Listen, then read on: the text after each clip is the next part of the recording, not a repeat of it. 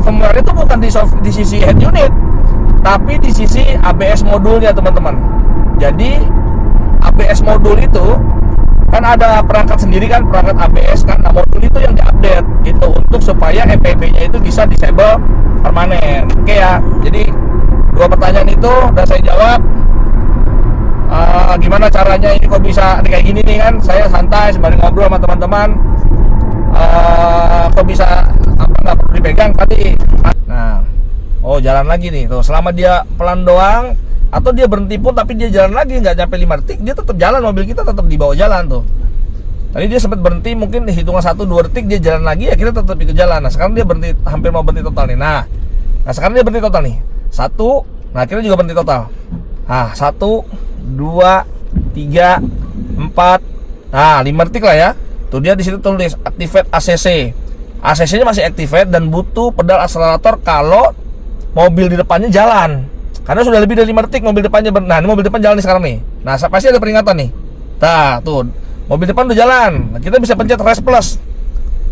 Ya kalau kaki nggak mau ngapa-ngapain pencet aja rest plus.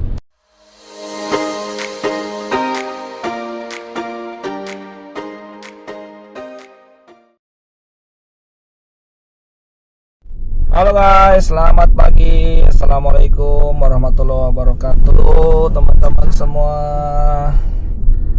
Hari ini hari kelima kita di Yogyakarta, sekaligus hari terakhir kita mau menuju pulang kembali ke Depok tercinta teman-teman. Alhamdulillah kita udah check out. Sekarang jam 9:23. Baterai 99%. Tadi pagi habis sholat subuh saya langsung ngecas di sini nih, deket ya. Di samping hotel ada SPKLU, jadi enak. Tadi karena sepi juga, jadi kita sampai full 100% gitu ya. Rencananya kita kayaknya udah nggak beli oleh-oleh lagi. Kita mau langsung mancal ke Depok, kita arah tol ya teman-teman. Saya yakin mungkin ini juga banyak juga nih yang para pemudik pulang ya gitu ya ke Jakarta, karena memang ini hari Sabtu ya kan. Jadi Senin kan mungkin udah banyak yang kerja kan, jadi Sabtu Minggu pasti itu puncaknya harus mudik. Harus balik ya. Oke guys, semoga perjalanan kita ke Depok ini lancar dan selamat sampai di tujuan kita di rumah ya. Amin ya rabbal alamin. Oke, saya review sedikit bahwa selama berapa hari ya kita? 5 hari kan? 5 hari perjalanan kita dari Depok sampai hari ini kita kembali lagi mau ke Depok lagi ya. Tujuan di Yogyakarta ini kita sudah menempuh jarak di trip B itu 855 km teman-teman. 855 km. Terus kita 3 kali ngisi ya. Kita 3 kali ngisi. Kok 3 kali? 4 kali. Udah 4 kali ngisi ya. Itu kan 2 kali di SPKLU waktu berangkat ya, di 282 ya, apa 228 sorry, 228 Cirebon. Terus di 379 di Weleri atau Batang. Terus kita juga sempat ngisi di dekat hotel juga, karena kita waktu itu mau wisata ke Gunung Kidul kan. Terus pulang hari ini tadi pagi kita ngecas lagi, jadi udah 4 kali total kita ngecas teman-teman. Oke, nanti kita spill ya 5 hari perjalanan kita trip ini berapa sih kilometer yang ditempuh, terus berapa rupiah yang kita keluarin teman-teman gitu ya. Mudah-mudahan kita bisa penuhin lagi nanti baterainya sampai di Jakarta, sampai di Depok gitu ya. Tapi pasti akan agak sulit ya kalau untuk penuhin lagi biayanya, karena kan waktu start kan kita 94% dari rumah, jadi agak sulit ya, paling ngecas di rumah gitu ya nanti ya. Tapi nggak apa-apa, nanti kalkulasi biayanya bisa kita hitung lah gitu. Terus e-tol udah kita isi. Kita destinasinya ya gini ya, buat teman-teman yang pakai mobil listrik, bawa mobil listrik itu harus memang sudah punya planning gitu ya, sudah punya roadmap gitu, bahwa dari titik sini misalkan saya di Jogja ini, di Jalan Adi Sucipto ini, saya harus kemana dulu nih, rest area mana. Oh, masuk tol, rest areanya misalkan rest area, kalau kebetulan saya mau mau berhenti nanti di rest area berapa kita tadi ya, rest area 282 teman-teman. Kita mau mampir di 282. Kalau lihat estimasi di 282 itu, kita dari sini menuju ke 282 itu kurang lebih sekitar 280 kilo.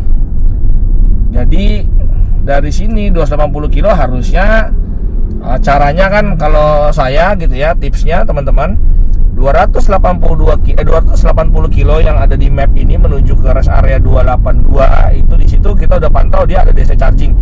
Kebanyakan teman-teman ya, kebanyakan kalau yang di B ya, yang di B itu jarang ada yang 200 kW, itu jarang. Biasanya dia hanya 50 kW aja. Di rest area berapapun itu biasanya 50 kW aja, ABB 50 kW gitu ya, atau Delta pun juga Delta 50 kW DC chargingnya. Jadi ya sudah, kita pukul rata pasti 50 kW, nggak mungkin ada yang di atas itu gitu ya. Nah, teman-teman, tadi kan 280 kilo nih, dari sini saya bisa tahu ke rest area yang kita mau tuju. Nah, biasakan dari destinasi kilometer itu teman-teman tambahin aja 20-30%. Kadang kan kita nggak tahu jalannya nanjak, jalannya seperti apa, atau saya kebut-kebutan juga misalkan gitu kan. Nah, jadi tambahin aja 20-30%. Nanti kalau 200 tujuan kita nih ke rest area 282 itu 280 kilo dari titik saya ini, berarti 280 ditambah 20% deh. Berapa tuh? 282 ditambah 20%. Berarti kan kurang lebih tambah 56 kan? Tambah 56, 20%-nya berarti 280 ditambah 50 sekitar 336. Berarti kan 336 kilo teman-teman, kurang lebih sekitar segitu, 350 kilo deh biar gampang. Itu sudah dengan kondisi yang tadi ya, mungkin saya agak laju, kebut sedikit, atau nanjak di Salatiga nanti gitu. Jadi ya itu udah kita pikirkan. Jadi paling tidak teman-teman selalu begitu. Jarak saya dari sini ke titik A yang kita mau tuju berapa kilo, setelah itu tambahin aja 20-30%. Itu titik amannya. Kalau masih masuk ya udah, itu aman teman-teman. Karena kita kan nggak mungkin bawa irit-iritan banget di bawah 80 gitu, nggak mungkin kan, kita bawa 100, 120 gitu kan. Nah, masih aman tadi 290 ditambah 20% itu tambah 56 kilo kurang lebih, berarti 336. Sedangkan jarak kita 99% itu 420-an kilo ya, 425 kilo. Jadi masih aman gitu. Cara ngitungnya begitu teman-teman. Nanti dari situ kita harapannya harus bisa ngecas di situ ya, cukup 80% aja. Nanti kita bisa tahu 80% itu berapa range-nya. Terus kita mau tuju kemana lagi. Nah, rencana saya dari 282 saya langsung tembak ke 101 di Cipali teman-teman. Jadi 101. Nah, jadi ingat ya, dari Jogja saya mau ke 282, dari 282 saya manage lagi ke 101. Nah, dari 101 sih sebenarnya udah nggak perlu ngisi lagi sampai rumah, harusnya begitu. Atau ya nanti kondisional lah, saya nggak tahu ya apakah di 101 ternyata penuh, tidak boleh masuk, atau bagaimana, saya belum tahu. Nanti kita coba lihat. Atau mau langsung di berapa tuh, di 86 ya kalau nggak salah, 868 tuh kan ada juga tuh rest area sebelum masuk MBZ itu kan ada ya, itu 68 kalau nggak salah. Nah, itu juga bisa juga kita ngecas di situ gitu guys. Oke ya, begitu dulu teman-teman. Nanti kita spill berapa konsumsinya, terus sampai di rest area ini berapa persen. Pokoknya kita report lah buat teman-teman semuanya gitu ya. Nanti kita bikin kontennya selama 5 hari perjalanan road trip Jogja Depok itu berapa sih pakai mobil listrik tuh, ngabisin berapa rupiah, berapa kilometer jaraknya, dan lain-lainnya. Yang jelas pasti tolnya yang lebih mahal, karena tolnya lumayan gila gitu ya. Trans Jawa ini kan tolnya aduh dahsyat banget kan harganya gitu ya teman-teman ya. Yuk teman-teman, sampai ketemu lagi nanti di rest area berikutnya. Oke, selamat siang. Assalamualaikum warahmatullahi wabarakatuh. Tadi kan kita masuk dari tol Klaten ya teman-teman ya, itu udah macet total. Terus kita merayap itu akhirnya sampai di tol Jogja Solo kan, itu juga macet banget. Terus merayap lagi, pokoknya terus merayap sampai ke tol Banyumanik teman-teman, itu juga sama, macet total juga. Pokoknya luar biasa ya. Tadi kan ingat ya, kita waktu di hotel itu kan ngepin, rencana kita kan planningnya kan di rest area KM 2 berapa tadi ya, 282, kita mau ngecas di situ kan. Nah di 282 itu di 282 itu estimasinya itu 3,5 jam. Tadi kalau kita berangkat jam 9:30, tadi kan berangkat jam 9:30-an tuh, harusnya sampai di sini jam 1 lah, anggap aja gitu ya, anggap jam 1. Ini sekarang sudah jam 1 teman-teman, tapi kita jarak di Google Map itu masih 1 jam 17 menit lagi. Jadi emang benar-benar molor ya, emang benar-benar molor waktunya karena macet tadi teman-teman. Nah di tol Banyumanik ini kita ternyata masuk jalur kontraflow teman-teman. Tadi pas banget dibuka jalur kontraflow, jadi ini one way, satu arah ke arah Jakarta nih dari tol Banyumanik. Jadi dari tol Banyumanik Semarang tadi itu langsung kontraflow, saya nggak tahu sampai mana, mungkin sampai Jakarta. Intinya one way sekarang. Dan kita kebenaran masuk di jalur yang kanan, jalur kontraflownya. Jadi mau nggak mau planning kita berubah nih teman-teman. Kalau tadi kan di rencana kita di 282 sama 101 kan, mau ngecas di situ kan. Nah karena kita nggak ngambil jalur yang A, yang B, sekarang malah di jalur A, ya mau nggak mau kita berubah planningnya teman-teman. Kita cari lagi SPKLU di rest area yang A berarti. Jadi berubah nih planningnya ya. Saya nggak tahu nanti mau berhenti di mana. Kalau sekarang kita sudah di rest di KM 403. Di depan kan ada 379 ya, 379 ada, tapi kayaknya kita nggak ngecas di 379 karena masih 58% baterai kita. Baterai kita masih 58%. Jadi kayaknya kita nggak di 379, mungkin kita bisa di, saya belum tahu. Nanti kita coba ya teman-teman ya, kita spill nanti saya berhenti di mana di A-nya ya. Saya kondisional aja ngikutin rank mobil ya. Sekarang kan 58%, masih ada 247 km lagi ranknya. Nanti kalau udah lewat 379 saya nggak tahu yang terdekat mana, mungkin saya bisa browsing sebentar, lihat rest area mana yang sebelum 379 kalau dari Jakarta, atau kalau dari sini setelah 379 lah gitu ya. Oke guys, gitu dulu ya reportnya ya. Kita terlanjur masuk jalur kontraflow, jadi planningnya berubah.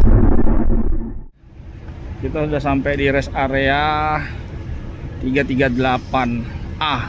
Karena kita apa tuh namanya? Karena kita kontraflow jadi di A ya, bukan di B. Kita di 338A, kita lagi ngecas. Tadi sempat kita ngecas di sini tuh 15 menit sampai 20 menit teman-teman, itu cuma masuk 25 kW karena baterai saya panas ya, karena tadi kan ngebut terus ya, karena kontraflow ngebut terus dari Banyumanik tuh pokoknya gaspol terus 120, 130, 120, 130 km per jam, bahkan 140-an tadi tuh sempat teman-teman. Akhirnya baterai mungkin panas. Nah karena baterainya panas, jadi ya sampai di lokasi itu hampir 20 menitan saya pantau, sampai 25 menitan lah ya. Itu cuman masuk 25 kW, nggak bisa masuk lebih dari itu. Nah tapi sekarang saya lihat udah masuk sekitar 60-an kW, sudah masuk 60 kW. Jadi alhamdulillah udah mulai cepat. Tapi kita sampai 80 plus dikit aja, kita udahin aja teman-teman, walaupun nggak antri ya. Kita budayakan teman-teman kalau lagi antri, kalau ada antrian di SPKLU nya itu harus 80% aja, kasihan yang nungguin ya. Tapi saya walaupun ini nggak ada yang antri, tapi kayaknya cuma 80 plus aja ya, karena kita mau ngejar ke 101 atau ke ya yang dekat-dekat tol Cikampek lah ya. Kita mau kejar ke sana biar nggak kemalaman juga teman-teman. Oke, kita spill di 334 ya, kita spill ya. Oke guys, ini kita spill ya, ini baru masuk nih yang BD Dolphin ya. Oke, ini kita sudah 83% teman-teman ya. Kita sudah 83%. Alhamdulillah. Daya yang masuk sekarang 33 kW. Daya yang masuk 33 kW ya. Tadi di sini ada BMW. Dia masuk 70 kW, saya perhatiin. Dia masuk 70 kW. Kalau untuk yang BYD itu coba kita lihat ya. BYD ini berapa yang masuk ya?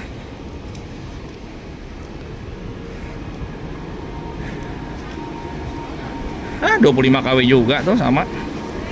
Masuk cuman 25 kW. Ini CCS 2 nya 60 kW teman-teman. Jadi yang di 343 ini 338 ini itu dia ada dua kan ya. Ada dispensernya, ada satu, dispenser 2 lah anggap gitu ya. Nah, yang di dispenser ini itu hanya 60 kW. Ini teman-teman bisa lihat di sini ya. Ini CCS 60 kW ya. Tuh ya, dua-duanya CCS 60 kW. Nah, yang di sana coba kita lihat ya. Sama nih, mungkin tadi habis kebut-kebutan juga nih. Karena kita gaspol terus kan, karena kontraflow akhirnya mungkin baterai panas, makanya tadi masuk cuma 25 juga tuh. Sama yang BYD juga 25 tuh. Nah, sedangkan yang ini tuh 120 kW teman-teman tuh ya. 120 kW. Jadi kalau teman-teman yang lagi di rest area 338A ini, saran saya 383 sorry ya. Saran saya teman-teman ambil yang sebelah sini, sebelah kiri ya. Kalau kita menghadap tuh yang sebelah kiri. Itu ada juga ICE Type 2 ya. Jadi di sini tuh intinya ada 2 CCS ya. 4 CCS 2. 4 CCS 2 sama ada 1 AC. Udah itu aja. Cuman parkirannya ya begini sayang ya. Cuman ada 1 2 3 atau 4 lah, bisa satu sana. Kalau sana ada mobil susah sudah. Kasihan mobil yang AC misalkan kayak wuling-wuling mau masuk jadi susah. Gitu guys. Oke, saya udah 83, saya tinggal nunggu anak-anak aja nih. Anak-anak masih pada sholat. Nanti setelah sholat selesai langsung kita cus lagi. Begitu guys. Halo guys, mumpung lagi jalan santai, kita percayakan sama ADAS-nya. Kemarin kan banyak yang nanya tuh di konten kita ya, kemarin video kita upload. Karena lihat saya ngoperasiin ADAS-nya atau cruise control adaptifnya ini si Omoda E5 itu kok tanpa harus dipegang setirnya gitu kan. Karena banyak yang bilang kok bisa sih benar-benar dilepas nggak perlu dipegang gitu kan. Sebenarnya ada triknya teman-teman. Kan kalau ngeliat konten-konten kita sebelumnya, terutama kalau misalkan lihat konten saya bawa BYD M6 gitu kan, kita akalin pakai botol aqua gitu kan yang diisi air gitu. Nah, itu bisa juga, tapi kan agak ribet ya. Jadi di sini ada kayak gantungan botol aqua gitu kan. Nah, sebenarnya ada triknya lagi teman-teman. Ada triknya lagi. Nah, triknya itu teman-teman bisa manfaatin ini ya, apa tuh ya? Saya nggak tahu namanya apa. Kalau zaman dulu itu ini buat ikatan rambut. Jadi buat ikatan rambut yang fleksibel tuh. Ikatan rambut yang fleksibel yang bisa di bisa disebut itu, bisa dibentuk-bentuk gitu kan. Kan rambut diikat itu kan bisa dibentuk-bentuk gitu kan. Maksudnya ikatan rambut itu bisa dibentuk-bentuk gitu. Nah, jadi ada contohnya nih kayak gini. Contohnya itu kayak gini guys. Nah, ini kan ikatan rambut ya. Nah, ini kan bisa dibentuk-bentuk tuh kayak gini-gini kan. Tuh bisa dibentuk-bentuk lah pokoknya buat ngikat rambut. Nah, teman-teman bisa manfaatin ini, bisa manfaatin seperti ini. Nah, cuman caranya gimana ya? Teman-teman explore lah. Intinya harus punya ini dulu gitu ya. Udah saya simpan di sini. Jadi teman-teman harus punya itu dulu untuk supaya kayak gini nih. Tuh, saya lagi jalan 100 kpj gitu kan. 100 kpj pokoknya tanpa harus kita pegang ya. Pokoknya memfollow mobil depan gitu lah ya. Kita ngandelin adaptif cruise controlnya. Harus punya tadi ikatan rambut yang kayak tadi ya pokoknya. Lihat kayak gini tuh kan, dia akan semi otonomos lah gitu ya. Nah, itu satu, banyak yang nanya. Terus kedua, kemarin kan saya habis update update tentang EPB tuh. Jadi ada fitur EPB yang bisa di disable permanen gitu kan. Karena itu kan banyak banget yang mengganggu menurut teman-teman ya, padahal itu fitur bagus, tapi banyak yang merasa kadang-kadang ngerem mendadak sendiri gitu kan, ngerem mendadak sendiri. Nah itu teman-teman bisa datang ke bengkel kan, saya bilang untuk melakukan updating kan gitu kan. Nah ada yang nanya, Om itu OS-nya masih versi berapa jadinya yang di head unit gitu kan? Apakah 203, 204? Sebenarnya nggak ada hubungannya ke situ sih teman-teman. Jadi nggak ada hubungannya ke versi software itu. Misalkan versi software saya ini 203 ya tetap 203. Atau teman-teman yang versi mobilnya pure Omoda tapi yang pure, atau Omoda yang keluarannya belum generasi awal, dia memang udah terbenamkan 204, ya dia tetap 204 karena nggak ada perubahan dari 203 ke 204 gitu, nggak ada. Jadi kalau saya 203 ya 203, 204 ya 204. Karena apa? Karena beda apa ya disebutnya tuh, update firmware itu bukan di sisi head unit, tapi di sisi ABS modulnya teman-teman. Jadi ABS modul itu kan ada perangkat sendiri kan, perangkat ABS kan. Nah, modul itu yang diupdate itu untuk supaya EPB-nya itu bisa disable permanen. Oke ya. Jadi dua pertanyaan itu udah saya jawab. Gimana caranya ini kok bisa kayak gini nih kan? Saya santai sembari ngobrol sama teman-teman. Kok bisa nggak perlu dipegang tadi, manfaatin rambut tadi. Cuman gimana caranya ekspor sendiri. Terus yang kedua, masalah versi software tadi setelah update yang EPB itu, apakah dari 203 jadi 204 atau dari 204 jadi gimana gitu? Enggak, jadi nggak ada hubungannya antara 203 204. Kalau saya masih 203 ya, kalau saya sendiri masih 203, tapi emang nggak ada hubungannya ke situ gitu. Karena yang diupdate itu bukan firmware-nya si head unit, tapi yang diupdate modul ABS-nya teman-teman. Gitu guys. Oke, ini selingan ya teman-teman ya, menjawab pertanyaan-pertanyaan banyak yang di YouTube. Saya capek ngetik balas-balas di YouTube, jadi saya kasih tahu aja nih. Semoga yang nonton tercerahkan gitu guys, sama iketan rambut. Nah kayak gini kan enak ya teman-teman ya, kita manfaatin teknologinya si ADAS gitu kan. Nah tapi ingat nih teman-teman, pokoknya kalau yang nggak familiar atau yang nggak paham pakai atau tanda kutip yang gaptek gitu ya, jangan sekali-sekali pakai ngikutin gaya-gaya begini teman-teman gitu ya. Jadi kalau teman-teman yang udah biasa pakai adaptive cruise control, terus ADAS-nya paham cara setting-settingnya dan segala macamnya, itu nggak ada masalah. Tapi kalau yang baru-baru atau yang nggak begitu paham, saya saranin jangan ngikutin yang seperti ini teman-teman gitu, karena ini butuh butuh kelihayan juga gitu, harus cekatan gitu, terus settingannya tahu marka jalan seperti apa yang aman gitu ya. Jadi tidak 100% saya mengandalkan udah saya lepas kayak diem aja gitu, enggak juga gitu teman-teman. Jadi teman-teman harus pahamin dulu seperti apa teknologi mobilnya baru gitu.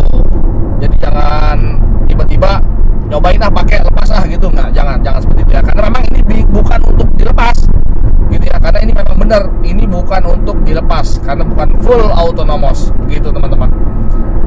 Oke guys, begitu, ini kita lagi masih dalam kontraflow. Enak ya, jadi lancar gitu, santai, lancar gitu, nggak ada macet-macetan lagi. Tapi mungkin nanti di gerbang tol di gerbang tol lah gitu ya, pasti udah nih karena berhubung banyak gitu kan, pasti akan macetnya di gerbang tol nih, saya yakin teman-teman gitu.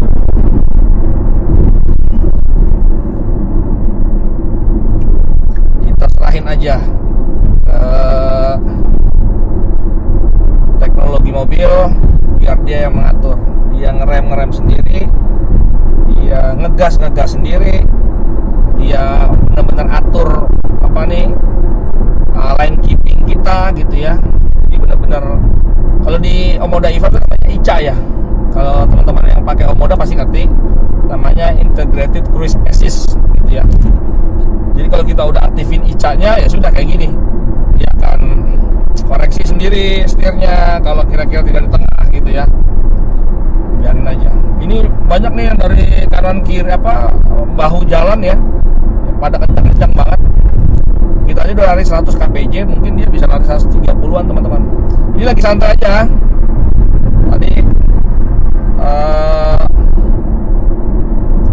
tahu efeknya kan kalau pas lagi kebut-kebutan tadi gitu kan. Tadi kan kita kebut-kebutan tuh karena dibuka dari Baju Manik, kebut-kebutan. Akhirnya lari 130, 140, 120, 140 gitu kan. Pas sampai di SPKLU cuman bisa 25 kW doang yang masuk. Mungkin karena baterainya panas, BMS yang ngebaca panas gitu kan. Akhirnya KW yang masuk dibatasin, cuma bisa 25 KW. Tapi pas saya sholat, kurang lebih sekitar tadi 20 menitan lah, baru beranjak dia naik sampai ke 50 KW teman-teman. Bahkan sampai 60 KW tadi ya. Jadi seperti itu. Makanya ya udah nih jalan santai juga, nggak ada yang diburu-buru, yang penting sampai rumah. Saya mau tahu gitu, saya mau ambil karakter juga. Kalau jalannya pelan begini, tidak terlalu terforsir, apakah nanti waktu ngecas di SPKLU nyampe di rest area berapapun nanti itu kita ngecas, KW yang masuk bisa maksimal gitu, atau paling tidak ya tidak dibatasin di 25 KW gitu ya. Tuh mobil depan ada yang masuk tiba-tiba, tuh Innova masuk tiba-tiba ya dia ngerem gitu teman-teman. Jadi ya udahlah, pokoknya enak lah gitu teman-teman, kita sembari santai. So, jangan sampai ketiduran aja, bahaya. Tuh rest area yang di sebelah kanan juga banyak rame juga gitu, karena terbagi dua ya sekarang, yang rest area A sama yang B terbagi dua. Oke, gitu dulu ya guys. Nanti kita sambung lagi ya sampai di rest area, entah rest area berapa. Guys, kita update lagi. Hujan deras, gelap, terus macet. Nggak tahu nih, mungkin di depan udah mulai gerbang tol kali ya. Ini di KM 190-200 teman-teman. KM 190-200 ini udah stuck, berhenti. Maksudnya ya jalan merayap, udah kanan kiri sama sih, merayap juga gitu. Saya nggak tahu di depan apakah gerbang tol kayaknya atau ya memang saking tadi kan bertubi-tubi ya, orang kencang-kencang semua, mungkin di ujung jadinya kewalahan ya gitu kan. Nah tapi alhamdulillah kita update sembari kita kasih sedikit spill tentang Omoda E5. Omoda E5 ini ADAS-nya tetap bagus teman-teman ya. Ini sekarang saya lagi manfaatin Traffic Jam Assist ya. Traffic Jam Assist-nya itu bagus. Lihat, kondisi gelap, hujan deras tadi gitu, ini udah agak sedikit reda, tapi tetap dia masih bagus, sensornya masih bacanya, walaupun hujan bacanya bagus nih. Ini lagi TJA-nya main ya tuh. Oke, berhenti, stop. Nah, jadi TJA tuh begini teman-teman. Kalau misalkan kita lagi macam-macam begini, dia ya kalau mobil depan berhenti, ya kita juga ikut berhenti gitu ya. Sampai di situ ada tulisan butuh di komen lagi pakai pedal akselerator, atau kita bisa pencet juga di tombol ini. Tombol yang rest plus ya. Di sini ada di setir tuh ada rest plus. Jadi kalau mobil udah jalan nih, mobil jalan kita pencet aja rest plus gitu teman-teman. Tapi kalau mobilnya berhentinya udah lebih dari 5 detik. Jadi gini, ini kan lagi jalan nih, sekarang lagi jalan ya. Ini saya simulasi ini buat teman-teman mungkin yang nggak paham pakai TJA nih, Traffic Jam Assist nih.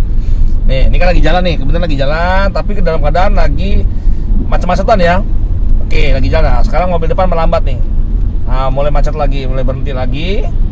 Kita lihat ya. Tunggu. Jalan masih jalan. Nah, ini udah mulai melambat. Nah, saya mulai melambat juga. Nah, kalau jalan terus, mobil depan masih jalan terus, saya juga akan jalan terus. Dan dia akan dijaga kan jarak mobil depan sama mobil kita tuh, kita mintanya berapa meter nih. Kan di situ ada ya. Nah, nanti ini udah berhenti nih. Nah, mobil depan udah mulai berhenti, pelan-pelan berhenti. Entah dia belum berhenti, masih jalan pelan-pelan. Kita juga masih jalan pelan-pelan juga gitu kan. Nah, jalan lagi nih. Tuh, selama dia pelan doang atau dia berhenti pun tapi dia jalan lagi nggak nyampe 5 detik, dia tetap jalan, mobil kita tetap di bawah jalan tuh. Tadi dia sempat berhenti, mungkin hitungan 1-2 detik dia jalan lagi, ya kita tetap ikut jalan. Nah sekarang dia berhenti, hampir mau berhenti total nih. Nah sekarang dia berhenti total nih. 1, nah kita juga berhenti total. Nah 1, 2, 3, 4, nah 5 detik lah ya. Tuh dia di situ tulis activate ACC. ACC-nya masih activate dan butuh pedal akselerator kalau mobil di depannya jalan. Karena sudah lebih dari 5 detik mobil depannya. Nah ini mobil depan jalan nih sekarang nih. Nah pasti ada peringatan nih. Nah tuh mobil depan udah jalan. Nah, kita bisa pencet rest plus. Ya kalau kaki nggak mau ngapa-ngapain, pencet aja rest plus. Atau towel pedal gasnya bisa juga. Towel aja pedal gasnya, dia akan jalan lagi. Tapi kalau mobil depan belum nyampe 5 detik dia udah jalan lagi, ya mobil akan dibawa jalan gitu. Itu namanya traffic jam assist teman-teman. Kayak gini kita santai ya. Tuh saya juga nggak perlu megang setirnya dari tadi kita nggak pegang karena tadi pakai trik tadi. Nah sekarang saya mau ngasih tahu bahwa ya adasnya si sensor-sensor ini bagus ya. Omoda FM ini dalam keadaan gelap, dalam keadaan hujan, bahkan gelap tadi kita jalan itu tetap sigap dia. Marka jalan tetap kebaca terus nih. Di monitor head unit itu tetap kebaca terus. Belok kanan, belok kiri, marka jalan di depan, garis putus-putusnya itu tetap dibaca, bagus. Nah ini banyak juga kan beberapa tuh saya udah lama nggak bikin konten tentang ini, tapi banyak yang komen tiba-tiba muncul di handphone saya itu ada nanya tentang PJA, bahas lagi dong tentang traffic jam assist, padahal udah kita bahas tuh dulu gitu kan. Nah tapi nggak apa-apa nih, ngumpung lagi bikin video, terus kebetulan juga kebetulan juga ada kondisional lagi macet-macetan, ya udah kita praktekin sekalian gitu ya. Pokoknya teman-teman harus ingat, traffic jam assist akan berfungsi kalau mobil depan berhenti total. Kalau udah 5 detik, 1, 2, 3, 4, 5, ya udah berarti dia pasti akan butuh di komen lagi untuk kalau mobil depannya itu sudah jalan. Soalnya banyak yang ngomong, mobilnya udah jalan tapi kok dianya tetap nggak mau ngikut ya. Bukan nggak mau ngikut, karena tadi udah lebih dari 5 detik. Makanya teman-teman harus towel pedal gasnya atau pencet rest plus aja. Kalau males kaki udah nyaman gitu, nggak mau pencet pedal gas, ya tinggal pencet aja rest plus gitu. Nanti dia akan jalan sendiri lagi, aktif lagi adaptive cruise controlnya atau TJA-nya aktif lagi. Ini lagi hujan ya teman-teman ya. Lagi hujan tetap jalan bagus.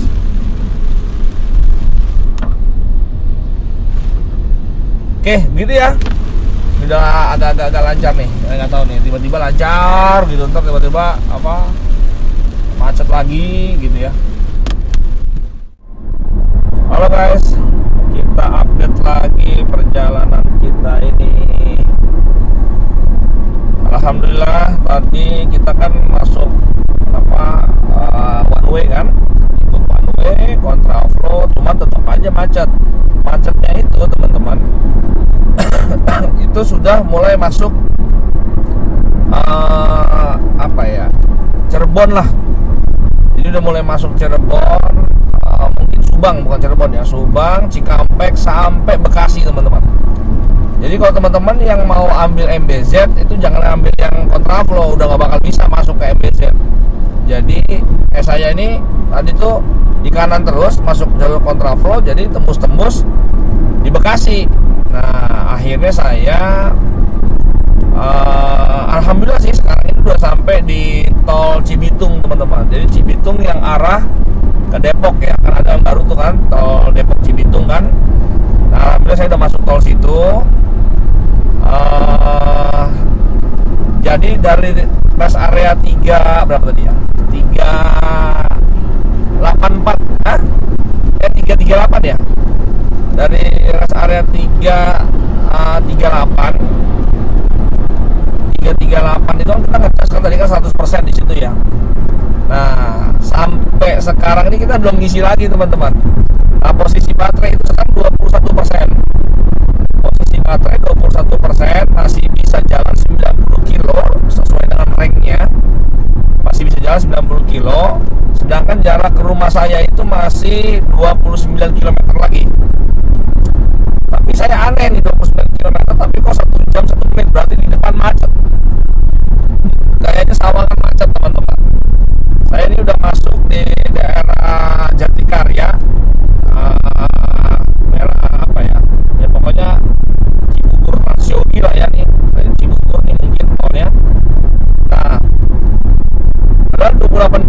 positif. Makanya range saya sih harusnya masih bisa nih kan, baterai masih 21%, masih bisa jalan 89 km lagi. Harusnya sih dapat ya, kalau 28 kilo lagi ke rumah gitu kan.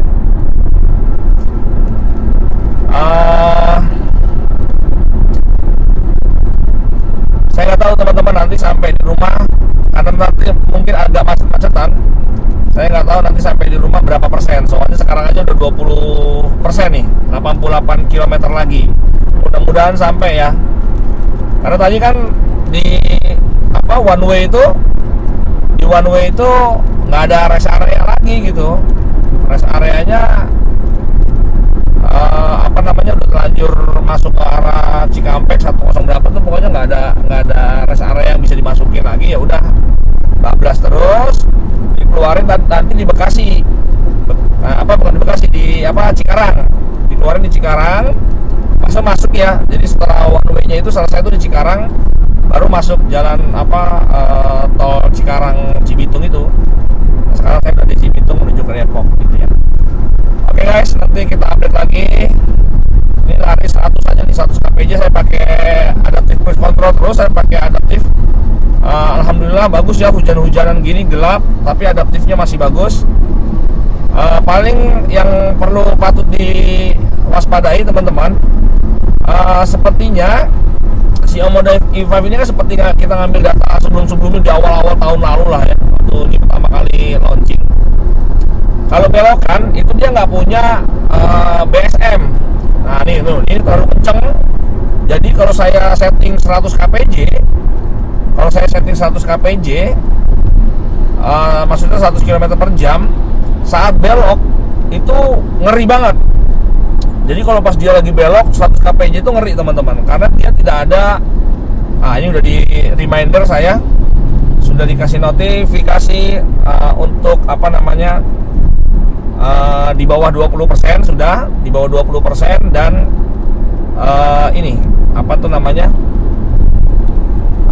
mau masuk ke extreme mode apa enggak, mau masuk ke dalam mode ekstrim apa enggak gitu ya. Nah tadi ya, baik lagi ya. Jadi kalau teman-teman lagi pakai ADAS, ini kan kayak saya lagi pakai ADAS terus nih, pokoknya pakai adaptive cruise controlnya pakai di main terus kan. Nah si Omoda E5 ini sepertinya tidak ada teknologi BSM. BSM itu jadi saat dia berbelok gitu. BSM, jadi salah saya. BCA maksudnya. BCA bukan BSM. Kalau BSM mah blind spot monitor ya. Tapi BCA ini pintu tol Jatikarya Utama. Jadi BCA itu adalah Band Cruise Assist. Nah itu dia tidak ada. Jadi saat dia belok itu dia nggak bisa baca nih belokan kita speednya berapa, dia lambatin. Kalau di Wuling Almas itu ada di Wuling Almas itu dia saat belok itu dia lambat. Misalnya kita dari 100 kpj gitu kan, dari 100 kpj itu dia langsung turun mungkin sekitar jadi 70 apa 60 gitu, turun sesaat. Nanti kalau udah beloknya udah selesai, dia bisa baca markanya itu udah selesai, dia akan kencang lagi. Kalau ini enggak ini jadi hati-hati teman-teman, saat belok itu agak ngeri juga, takutnya bablas gitu ya. Itu harus jadi perhatian juga tuh. Oke guys, gitu dulu ya. Nanti sampai rumah nggak tahu berapa persen. Mudah-mudahan nggak ada yang ngajakin kebut-kebutan. Tadi ini kayaknya ada tuh Fortuner belakang tuh mainin lampu melulu. Kayaknya kesal juga saya. Mudah-mudahan kita nggak kepancing. Kalau kita kepancing, waduh, drain baterai kita makin cepet habis, nanti nggak sampai rumah.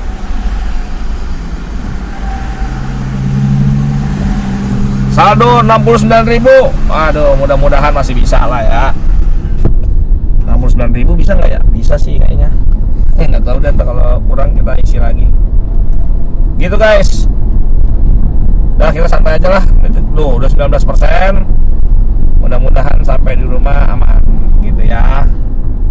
Alhamdulillah teman-teman, sudah sampai di rumah. Alhamdulillah banget setelah bermacet-macetan ria. Tadi pokoknya enak ya kalau apa one way gitu kan, jos terus gitu. Tapi pas di ujung-ujung itu ya sudah mulai tuh di apa rest area pintu tol apa namanya ya, udah mulai daerah-daerah Cikampek itu kan, Cipali itu kan udah mulai tuh macet sampai di Cikarang ya. Kita tadi macet apa jalannya ya pelan-pelan gitu aja udah. Oke, yang penting udah sampai di rumah teman-teman. Sampai di rumah ini dengan baterai 14%. Baterai 14%, sisa range 60 km. Kita spill ya teman-teman ya, kita spill aja dari sini. Sembari saya videoin ya, teman-teman, buat bukti nanti ya. Oke, sebentar ya. Gimana caranya nih ya? Nah, ini dia. Tuh ya, baterai kita masih 14% teman-teman. Atau di sini kali ya. Di sini nih, sebentar. Masih YouTubean aja nih, masih YouTubean atau sebentar. Saya pencet ini dulu. Oke, saya ke menu energi. Nah, nih. Tuh ya.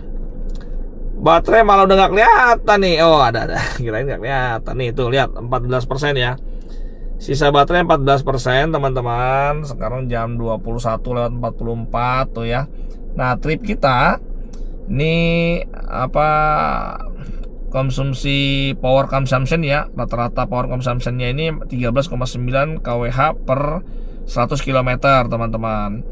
Terus tuh driving hour saya tuh 6 jam 23 menit, luar biasa ya. Oke, kita lihat trip B-nya tuh. Kita tripnya itu dari rumah sampai kembali rumah lagi tuh 1426,6. Anggap 1427 deh. Itu dari rumah sampai ke rumah lagi ya. Ini kecepatan rata-ratanya cuma di 41 km per jam. Gila nggak? Karena macet ya. Jadi begitu guys. Ini trip kita ya. Coba kalau misalkan saya saya ini ya. Saya kalkulasi ini ya, dari ngumpung ini, biar kita tutup aja nih kontennya. Saya buka aplikasi SPKLU. Oke, ini guys, ini aplikasi SPKLU nya saya buka ya. Kalau teman-teman ikutin konten kita sebelumnya, itu kan kita berangkat dari Depok gitu kan, kita ngisi kan. Pertama kali itu, di hari pertama itu kita ngisi di rest area KM 228A di Kanci ya, ruas Kanci Pejagan itu sebesar 46,69 kWh, 46 kWh. Biayanya 124.000 teman-teman. Belakang komanya saya nggak sebutin lah karena itu ribet ya. 124.000 lah intinya. Terus ngisi kedua itu di rest area 379A itu sebesar 26 kWh, biayanya 70.000 tuh ya, 70.000 biayanya. Terus ngisi lagi itu sampai Jogja tuh, sampai Jogja. Setelah itu saya nggak ngisi-ngisi lagi tuh sampai Jogja tuh. Nah, itu hari kedua nggak ngisi, hari ketiga nggak ngisi. Nah, pas hari keempat, karena saya mau ke Gunung Kidul, karena mau ke pantai, baru ngisi kan. Malamnya tuh ngisi. Itu ngisi 39 kWh teman-teman. 39 kWh itu di SPKLU Royal Ambarukmo. Sebesar 107.000. 107.000 tuh ngisi yang ketiga ya. Oke, ngisi yang ketiga 107.000. Nah, karena tahu saya mau berangkat gitu kan, pulang ke Jakarta, makanya pagi tadi saya ngisi pas subuh saya ngisi lagi, berarti ngisi yang keempat ya. Ngisi yang keempat itu sebesar di Ambarukmo juga, itu 37 kW. Itu biayanya 102.000 teman-teman. Biayanya 102.000. Ingat ya, 102.000 tuh.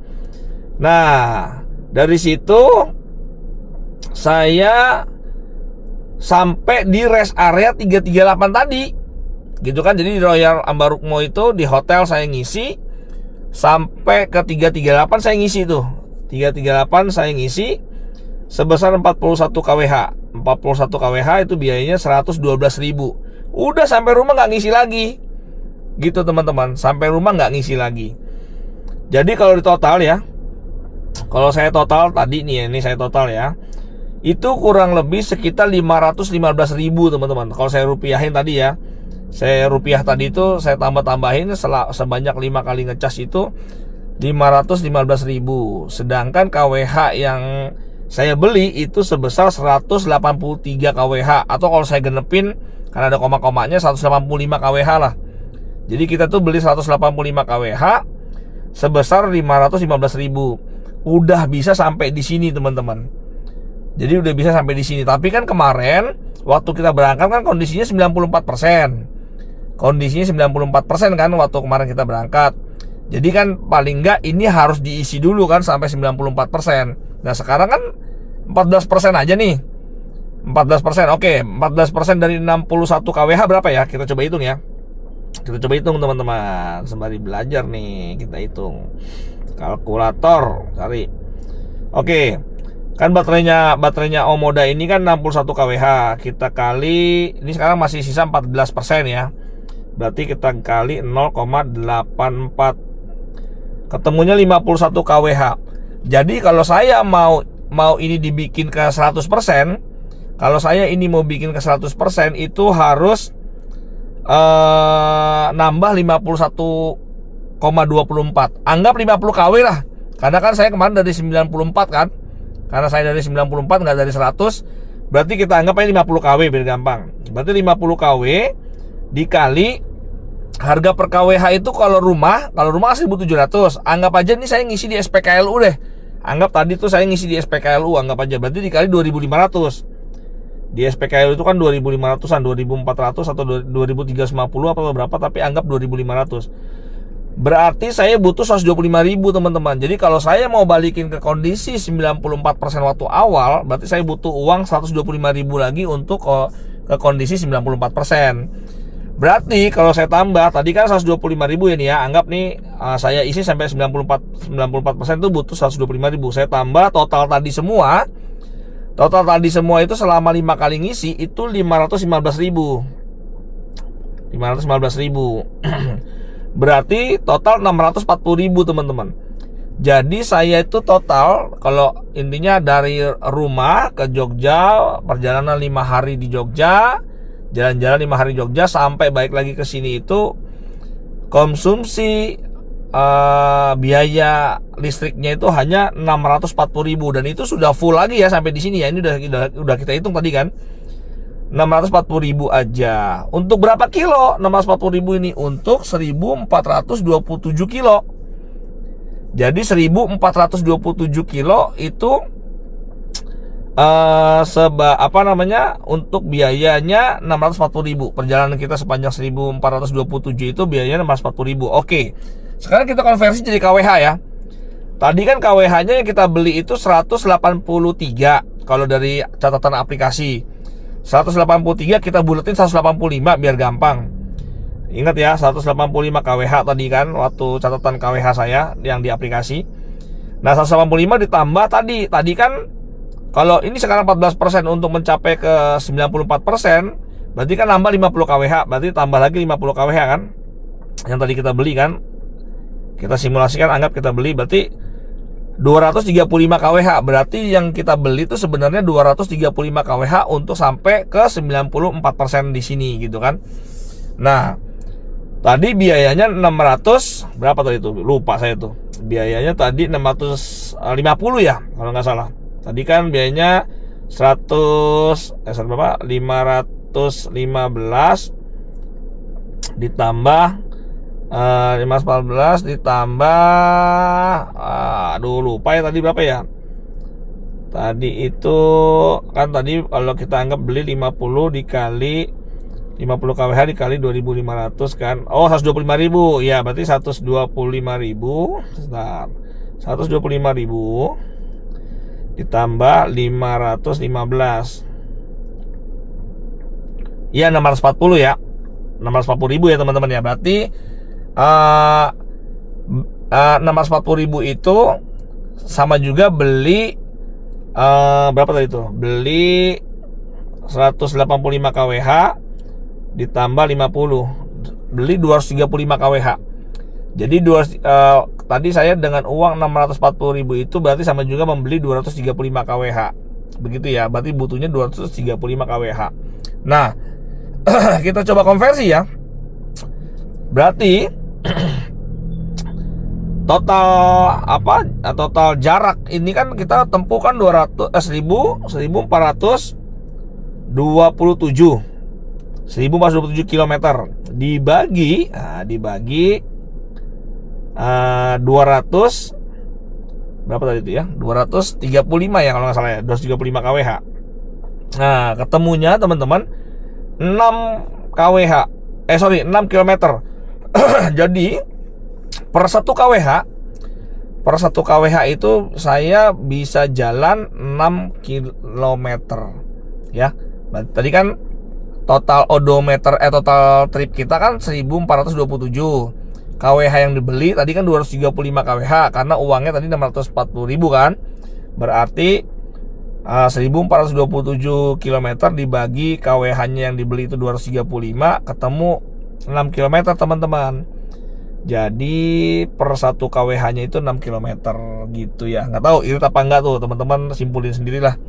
Kira-kira kalau 1 kWh untuk 6 km itu irit atau tidak gitu ya. Teman-teman yang simpulin aja. Tapi yang jelas menurut saya dengan mobil listrik itu ya pasti irit gitu ya. Buktinya tadi kan dengan jarak trip perjalanan kita 1427. Bayangin kalau misalkan kita punya mobil bensinnya